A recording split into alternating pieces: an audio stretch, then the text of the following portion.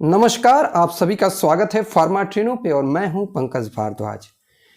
दोस्तों, आज की कहानी है संघर्ष। एक बार एक आदमी को अपने उद्यान में टहलते हुए टहनी से लटकता हुआ एक तितली का कोकून दिखाई पड़ा। अब हर रोज वो आदमी उस कोकून को देखने लगा और एक दिन उस व्यक्ति ने पाया कि उस कोकून में एक छोटा सा छेद बन गया है। उस दिन वो वहीं बैठ गया और घंटे उस कोकून को देखता रहा।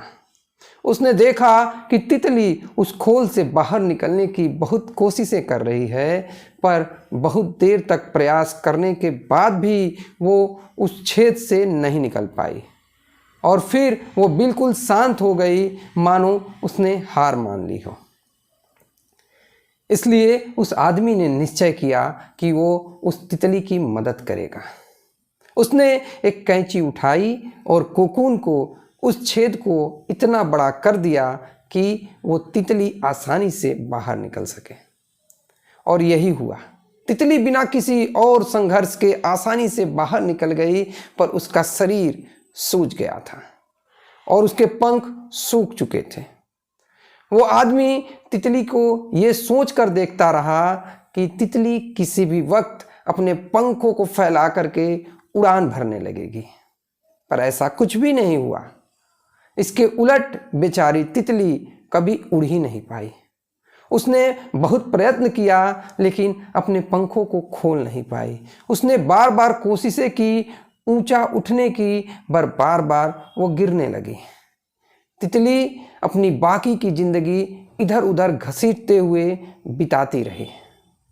वो आदमी अपनी दया और जल्दीबाजी में ये समझ नहीं पाया कि दरअसल कोकून से निकलने की प्रक्रिया को प्रकृति ने इतना कठिन और जटिल इसीलिए बनाया है ताकि उसमें तितली के अंदर मौजूद तरल उसके पंखों तक पहुंच सके और वो छेद से बाहर निकलने के उपरांत ही उड़ सके।